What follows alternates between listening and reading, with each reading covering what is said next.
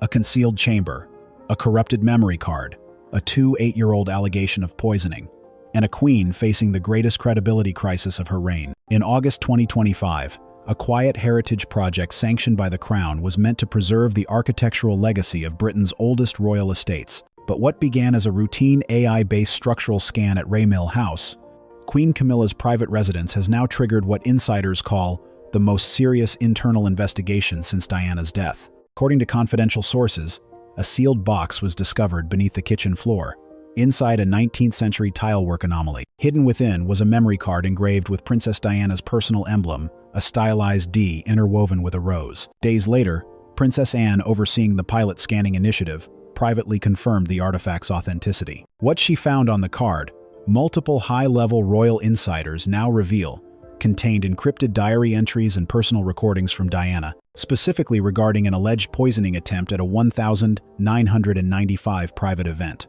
And at the center of those suspicions, Camilla Parker Bowles, the woman Diana once called the third person in my marriage. The AI structural mapping scan was commissioned under the Royal Preservation Protocol 4 Amperes, approved by Parliament's Heritage Council in 2023. Raymill House was selected as the launch site due to its complex Victorian layout and layered modern renovations, making it ideal for detecting internal shifts, sinkholes, or restoration zones. But what engineers found was not rot, nor a water pocket. Instead, laser depth radar and AI pattern analysis flagged a 2 square meters void directly under the main kitchen slab, concealed by a false baseboard and non-original cement coating. Princess Anne, present via remote command, gave a now-documented order. Do not alert anyone. Secure and deliver it directly to my Gloucestershire estate. The sealed metal container, retrieved by technicians, was heavily oxidized. Inside, a simple micro SD card in a velvet pouch, etched with the insignia Diana had used on her personal note cards and stationery between 1994 1997, never before publicly associated with any digital device. The moment she saw it, her hands were trembling, said one palace staffer present at Anne's estate.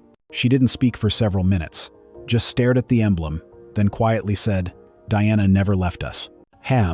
Upon insertion into a secure offline terminal, the memory card displayed heavily encrypted files.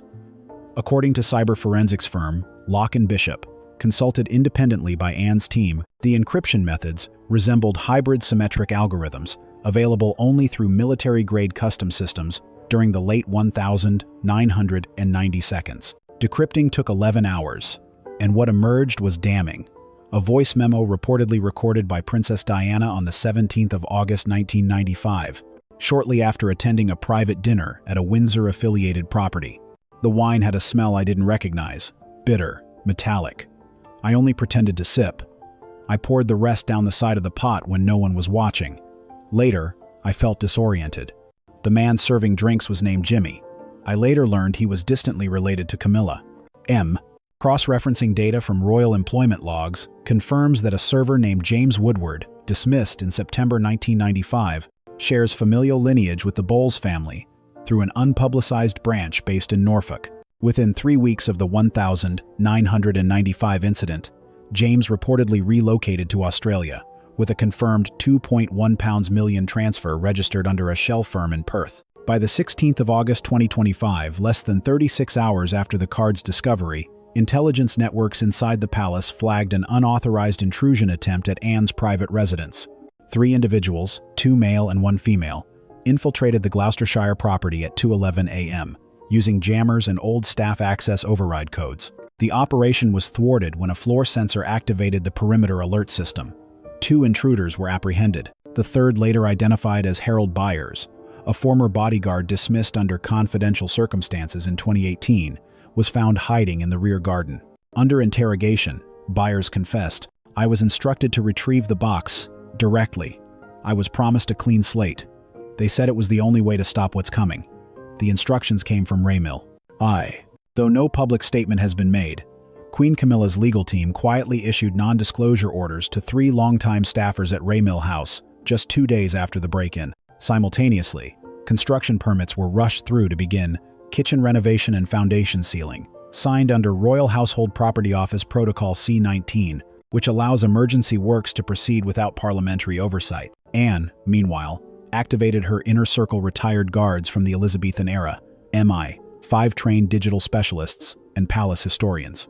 What had begun as a passive scan was now a counterintelligence operation.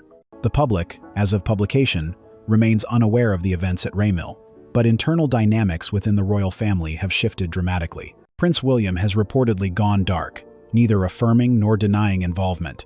King Charles, according to aides, has expressed increasing anxiety over Anne's personal crusade. Prince Edward is said to have supported the continuation of Anne's inquiry quietly, from a distance. The Queen Consort's social calendar has been cleared for the next 45 days. A senior aide, speaking on condition of anonymity, called it the largest intra-royal fracture since the abdication of Edward VIII. In upcoming segments, we will reveal the full decrypted transcript of Diana's 1,995 recording, forensic toxicology, links to the compound found in her bloodstream weeks after the dinner, the suspicious banking trail leading to offshore entities connected to the Bowles family, and how Camilla allegedly manipulated royal sympathies to rewrite public memory. This is more than a story about betrayal. It is a battle over legacy, memory, and the dangerous question: how far would a queen go to erase the last whisper of the woman she replaced? When the encrypted memory card discovered beneath Raymill House was finally decrypted under strict cyber forensic supervision, its contents drew a line directly into one of the royal family's darkest, most whispered chapters, the final years of Diana, Princess of Wales. Among the recovered audio files was a personal voice memo dated the 17th of August 1995, in which Diana described experiencing acute physical distress following a formal private dinner. "I only took one sip. I knew instantly something was off. There was a bitter copper taste, almost metallic. I acted calm, but I poured the rest behind the curtain pot when the servers weren't watching. That same night, I couldn't stand dizziness." Diana's private suspicions, as outlined in the transcript, focused on one individual working the event, a server she only later identified as James Jimmy Woodward, a catering contractor tied, through a maternal line, to the Bowles family of Wiltshire, a fact that went unnoticed in security vetting at the time. Immediately after decrypting the file, Princess Anne turned to Sir Reginald Harris, the now retired royal physician who had attended Diana during the days following that incident in 1995. In a private meeting held at a discreet tea salon on the outskirts of London, Sir Reginald handed over sealed copies of Diana's toxicology report, blood panel data, and his own handwritten physician notes. She displayed light sensitivity, tremors, nausea, all consistent with controlled neurotoxic exposure. But at the time, I was told very clearly that it must never be recorded in official channels as poisoning. The blood panel, reviewed independently by biotoxin consultant Dr. Ellis Morton of Oxford, revealed the presence of a rare compound, CREX-29, a non-commercial paralytic agent used in high-level covert operations, often by intelligence agencies. That compound is catalogued within the Royal Medical Reserve under restricted access protocols, a fact that raises questions no one in the monarchy has yet publicly addressed. The second line of inquiry Anne pursued was financial. Why did Jimmy Woodward flee England in October 1995? And how did a junior catering assistant afford permanent relocation to Perth, Australia, complete with a newly purchased townhouse registered under a limited liability corporation? The answer came from discreet access to offshore banking records coordinated by Anne's longtime aide, Colonel Merrick, and a circle of cybersecurity allies within MI5's dormant archive network. What they found was this: a £2.1 million transfer made on the 2nd of October 1995. Sender: Red Raven Limited, a holding company with no employees.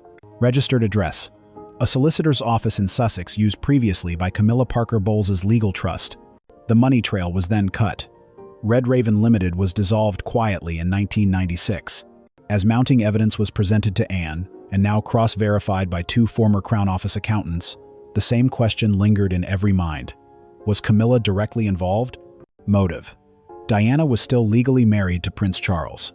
Camilla remained a royal outsider, embroiled in scandals, widely hated by the press. Means: access to the guest list, staff placement, and through trusted allies access to controlled substances. Opportunity: the private dinner in question was not an official royal banquet.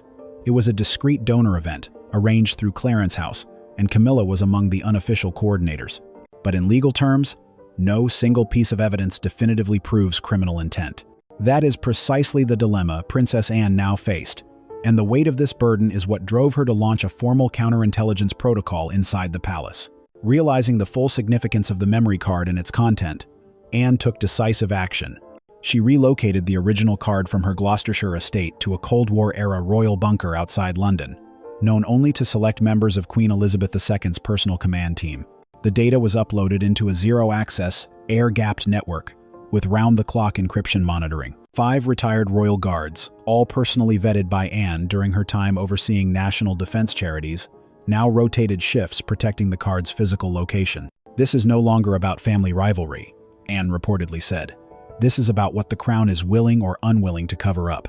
Even before Anne's relocation was completed, the first signs of resistance began to appear. In Part 3, we investigate the failed burglary at Anne's estate, trace the operatives allegedly paid from a dormant Camilla fund, and break down the emergency cover-up orders filed under royal security clearance. In a house built to honor tradition, what happens when secrets rot the foundation beneath its walls? By the 3rd week of August, 2025, the palace corridors were humming with unease. Princess Anne had refused to hand over the recovered memory card to the royal archives. She had, instead, stored it in a classified Cold War bunker outside London. But someone inside Buckingham Palace wanted it gone permanently. At 2:11 a.m., on the 18th of August 2025, 3 figures breached the perimeter of Anne's private estate in Gloucestershire. Motion sensors caught their movements only when one of them stepped onto a pressure-sensitive floor plate, a relic of Anne's equestrian training days, now repurposed as part of her advanced home security system. The trespassers were well-equipped: thermal vision goggles, frequency jammers, and biometric gloves capable of bypassing modern fingerprint scanners. They weren't amateurs, they were trained professionals. When the alarms blared, Anne's private guard unit veterans from her mother's former Royal Protection Squad moved swiftly. Within minutes, 2 suspects were detained in the East Corridor. The third, a man in his 50s, was found cowering behind a greenhouse wall. His identity stunned investigators. He was Harold Byers, a former member of Anne's own security detail, dismissed in 2018 for undisclosed conduct violations. Under interrogation, Byers broke down. "I didn't mean harm, ma'am. They told me it was just a recovery job. I was told to bring back a box." From Raymill. His confession, verified through forensic voice stress analysis, directly implicated Raymill House, Queen Camilla's residence, as the source of his instructions. Byers admitted that he had been approached weeks earlier by a Marcus, the same name identified by royal insiders as Marcus Llewellyn, Queen Camilla's head of personal security and a former MI6 operative. Marcus reportedly offered Byers a financial solution to his mounting debts in exchange for access to Anne's estate. Financial records later obtained by Anne's intelligence team confirmed that Byers had received 2 separate wire transfers from an offshore account registered to Larkstone Consultancy Limited, one of Camilla's known private security fronts. When the link was presented to Royal Legal Counsel, the immediate reaction was not an arrest but silence. The palace quietly invoked the Crown Confidentiality Act, barring any media disclosure. One senior aide described the mood as a controlled internal panic. "No one wanted to believe it," the aide said. "If Camilla's name appeared on an intelligence report, it would tear the monarchy's integrity apart overnight." In the wake of the failed break-in, Princess Anne doubled her protective measures. Her estate's perimeter was reinforced with an expanded digital firewall.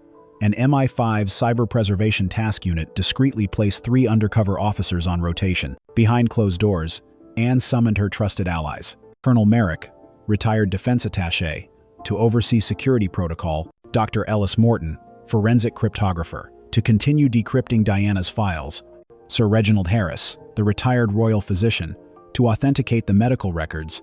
Together, they formed what insiders now call the Gloucestershire Circle, a confidential working group dedicated to uncovering the truth buried under nearly 3 decades of silence.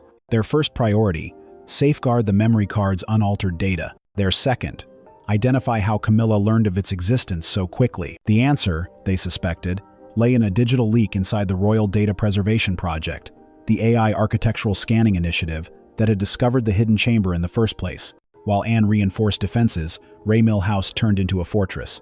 Security contractors arrived under cover of renovation crews. Windows were fitted with biometric locks.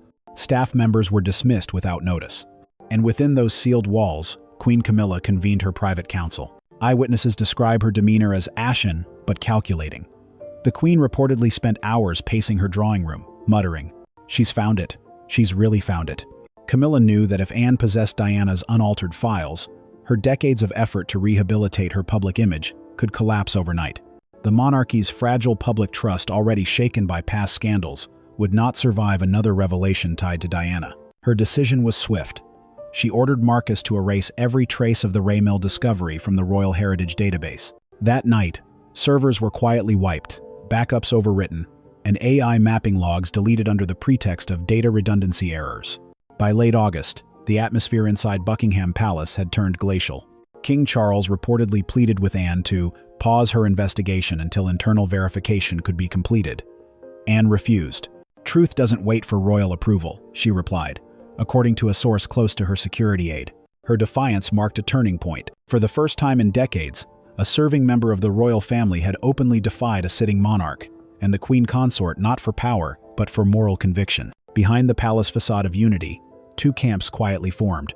Those who believed Anne's pursuit was a matter of justice for Diana, and those who believed it was an existential threat to the monarchy itself. Camilla, meanwhile, began her own counteroffensive, not with weapons, but with whispers. Anonymous briefings to loyal courtiers painted Anne as unstable, obsessed with conspiracies, and unfit for public representation. But Anne's resolve only hardened. For her, this was not vengeance, it was duty. "If truth must destroy us, then it's not truth that's the enemy," she told a close confidant. "It's the lies we've built our peace upon." Amen. As the events of Gloucestershire spread through the tightly sealed corridors of Buckingham Palace, Queen Camilla moved swiftly. She knew Anne had possession of something potentially devastating. But Camilla, ever the strategist, understood that in the House of Windsor, the first to frame the story often wins, not the one with the truth. Within 48 hours of the failed break-in, Camilla activated her private intelligence network, a web of loyal aides, former intelligence contractors, and black hat hackers quietly kept on retainer under her domestic contingency budget. Their mission was not recovery, it was a reconstruction. Not to steal the memory card, but to digitally alter the royal narrative itself. The plan was simple in outline, but dangerously precise in execution. Infiltrate the air-gapped data node housing Anne's decrypted copy of Diana's memory card, introduce false metadata, and corrupt the narrative thread of Diana's voice files. Make it appear as though Diana suspected multiple people, including palace aides, Charles himself, and unnamed aristocrats, thereby diluting the direct implication against Camilla. Using a backdoor originally installed by Harold Byers during his time as Anne's security aide, Camilla's team penetrated the bunker's internal system on August 21st. According to a private cyber forensics audit shared with this publication, the infiltration occurred between 2:43 and 3:15 a.m., leaving behind no system crash, no alert, only subtly modified file strings. When Princess Anne's digital forensicist Dr. Ellis reopened the Diana files on August 22nd, he noticed minor irregularities, a changed timestamp, a sudden audio glitch in the middle of a voice memo, and most critically, a new section inserted mid-recording in Diana's tone. There were others. I'm not sure who to trust. Charles? Maybe. Even some in my own staff. The audio modulation was near perfect, but Ellis caught it. A hidden watermark buried deep in the frequency spectrum revealed a telltale signature of synthetic voice manipulation, a technique only a handful of cyber specialists in Europe could deploy. Anne knew at once who had the capability and the motive, but Camilla's counterattack didn't stop at data corruption. She turned her focus next to perception warfare. On August 23rd, Queen Camilla initiated a private call to the Duke of York, Prince Andrew, a figure recently reintroduced to the inner royal fold. In the recording leaked days later by a sympathetic aide, Camilla's voice is audible, softened with theatrical vulnerability. "Anne is digging up ghosts to hurt me, Andrew. I've tried to keep the family together, but she's weaponizing Diana's memory. I need your help." Andrew, long known for his political opportunism and alienation from Anne, agreed to speak on Camilla's behalf in private courtier meetings. The following day, he reportedly hosted a private dinner at Sandringham, attended by several high-ranking dukes and long-standing family retainers. There, Camilla's narrative was laid out carefully, that Anne was exploiting Diana's death for personal revenge, that her actions were divisive, bordering on paranoia, that unless stopped, she could shatter the family's fragile unity. Within 72 hours, key royal courtiers began freezing Anne out of briefings. Invites to ceremonial events were delayed or rescinded. Her press team reported mysterious call cancellations from outlets, once eager for her statements. Behind the palace walls, a quiet quarantine had begun. Throughout this escalating conflict, King Charles III remained publicly silent, but multiple palace sources confirmed that he met privately with Anne on August 25th in the Green Drawing Room at Buckingham Palace. According to one staffer present just outside the chamber, voices were raised. Anne demanded an official investigation into the sabotage of her secure servers. Charles reportedly replied, "If this becomes public, it won't just end Camilla's reign. It will destroy everything we've worked to rebuild since 1997. Anne's reply was swift and unsparing. "Then let it burn. Because what you're protecting isn't the monarchy, it's the lie we built over Diana's grave."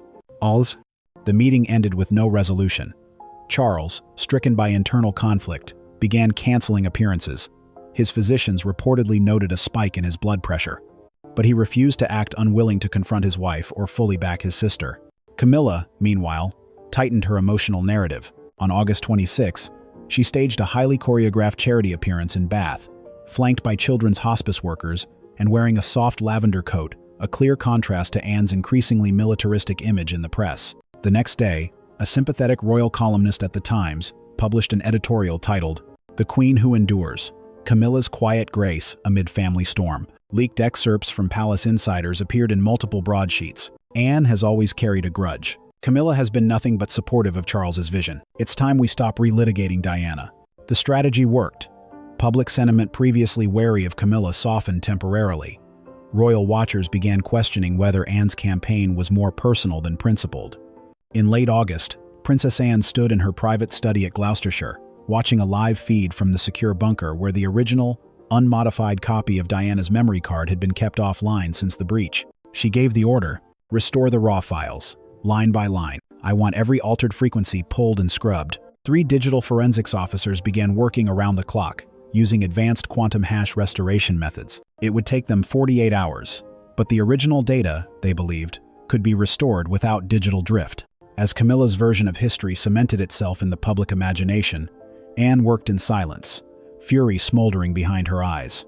She rewrote the file, "But I'll restore the truth, and I'll do it where the crown must listen, not in the press, but in council." On the morning of the 29th of August 2025, under overcast Scottish skies, senior members of the British royal family convened at Balmoral Castle for an extraordinary internal hearing. Such meetings, while not public trials, are rare instruments of crisis governance, summoned only when internal affairs threaten the monarchy's image, continuity, or constitutional dignity. This time, the catalyst was not scandal in the tabloids, nor a wayward prince. It was a memory card, a whispered accusation from 1995, and the determination of Princess Anne, who now stood at the center of the storm. The hearing took place in the Oak Drawing Room, historically reserved for high diplomacy and royal funerals. Seated around the long paneled table were King Charles III, stoic but visibly tense; Queen Camilla, draped in black silk, her expression unreadable; Prince William, arms crossed, silent throughout; the Dukes of Gloucester and Kent, senior royals aligned with traditionalist views; and Princess Anne, standing at the far end, prepared not to defend herself, but to indict the woman who now held the title of Queen. Without preamble, Anne opened her case by presenting the restored memory card unaltered, verified by 3 independent forensic experts, and sealed in a digitally traceable case. On the projection screen behind her, Diana's original voice memo played. "I remember the taste metallic. Wrong. I didn't finish the wine. Later, the dizziness was overwhelming. The man who served it, I later found out he was related to Camilla. His name was Jimmy. Then he disappeared." Gasps were audible. One duchess, seated in the back, visibly covered her mouth. Anne followed with the signed confession from Harold Byers, detailing the break-in order from Camilla's private office. She laid out the banking trail that connected hush money to a Camilla-affiliated shell company.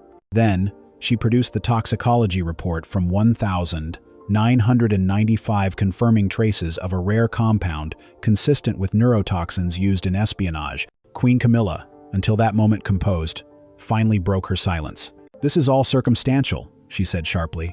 "You have no proof I ordered anything. This is a personal attack disguised as justice." Anne, unflinching, replied, "Then explain the falsified files. Explain why your security chief tampered with royal data systems. Explain why the man Diana named vanished with millions from a company tied to your name." She then introduced a final witness, a former bank analyst placed under royal protection, who confirmed that Red Raven Limited, the company that funded Jimmy's disappearance, was administratively managed by legal trustees connected to Camilla's charity trust. Camilla's face turned pale. Behind her, King Charles's hands trembled. The room fell into a long silence. Finally, King Charles spoke. If what Anne presents is true, then the integrity of the monarchy has already been compromised not by her actions, but by what we chose to conceal for decades. He ordered a private recess. For 2 hours, the royal panel deliberated behind locked doors. When they returned, their decision was not criminal, for such matters are not governed by court law within the family. But it was historic. By solemn decree, Queen Camilla was relieved of all royal authority, indefinitely. Raymill House was to be sealed and undergo a full internal investigation. No formal charges would be pressed, but her reputation would not be restored. She was permitted to retain her title in name only, and would no longer appear at state functions, nor engage with charitable partnerships under royal endorsement. Anne left the chamber quietly, carrying nothing but a sealed box marked DLW Private Archive. Back in her room at Balmoral, she reportedly said to a confidant, "I didn't do this to win. I did this so she would never be silenced again." Oh? The echoes of the Balmoral hearing did not end within the oak-paneled walls of the drawing room. In the days that followed, the House of Windsor was left in a suspended state, balancing between institutional survival and a moral reckoning decades in the making. Camilla, once seen as the crown's great rehabilitator, was now a queen in name only, her role gutted by royal decree, her access to briefings revoked, her presence scrubbed from upcoming state visits. Raymill House, the quiet Cotswold manor she once considered sanctuary, was placed under full surveillance by royal estate compliance, pending further investigation into historic financial activities. Inside those stone walls, Camilla remained silent and shielded, issuing no public statement, receiving no visitors outside her legal team. Staffers described the house as eerily still, no music, no laughter, no orders. She has not left her room for 3 days, one longtime aide confessed, not even to sit in the garden. The royal family, already bruised from years of scandals, now faces a rupture more painful than tabloid drama, a breach of bloodline trust. Prince William, privately supportive of his aunt, has since retreated from public appearances. Sources say he and Princess Catherine have been deeply disturbed by the revelations, but are focusing on restoring the crown's credibility through service. Prince Edward, long considered the monarchy's quiet stabilizer, has urged the press office to uphold full transparency moving forward, calling the situation a test of institutional character. Meanwhile, King Charles, whose silence during the ordeal drew criticism from within and beyond the palace, has withdrawn from scheduled events, citing health-related fatigue. His press secretary has denied reports of a stress-induced collapse, though insiders confirm that His Majesty required overnight monitoring at Clarence House days after the hearing. Anne has made no formal media appearance, but on the 1st of September 2025, she was photographed visiting Diana's grave at Althorpe. Wearing a muted navy coat, she laid a small white box beside the memorial stone believed to contain a printed transcript of the restored voice memo. "This was never just a card," she reportedly told Earl Spencer. "It was her final breath, and I owed it to her not to let it vanish in silence." While the palace has maintained official discretion, the fallout outside has been thunderous. Leaked portions of the Balmoral session made headlines across Europe. Editorials from The Guardian to Le Figaro called the ordeal the monarchy's moral inflection point. Polling conducted by the Royal Trust Index revealed 68% of respondents support Anne's actions. 23% believe Camilla should abdicate her title entirely. Only 11% feel the monarchy has handled the situation transparently. Conspiracy theorists have reignited old suspicions surrounding Diana's 1997 death in Paris, while academic historians urge caution, citing the need to distinguish symbolic justice from legal consequence. The public is not just watching, they are judging. Though Anne's mission was vindicated, not all threads have been tied. The whereabouts of James "Jimmy" Woodward, the server mentioned in Diana's recording, remain unknown. Australian authorities are reportedly collaborating with British investigators, but no formal extradition has been filed. Financial audits of Camilla's charitable trusts are ongoing, led by the Crown Transparency Review Board. Camilla's digital operations team, responsible for the synthetic voice alterations, have yet to be named or questioned publicly. And most chillingly, a sealed envelope was delivered to Anne's estate 1 week after the hearing. No return address. Inside was a photograph of Camilla, Diana, and an unknown man, taken at a private 1995 Royal Garden party. On the back, a handwritten message: "You've only exposed the beginning. There was someone else, and they're still inside." How? On September 3, Anne issued a rare personal letter to senior members of Parliament and the Privy Council. My actions were never to divide, but to deliver dignity back to the one who lost it in silence. The monarchy survives not by hiding the past, but by standing in its light. We are not owed loyalty unless we honor truth. Her letter concluded with the Latin phrase, Fiat lux, let there be light. The question now hangs, has the monarchy emerged stronger, cleansed by truth, or irreparably damaged by what it allowed to be buried? Only time will decide. What remains certain is this: one voice, thought long silenced, has returned, and with it, the soul of a mother, a princess, and a nation's reckoning.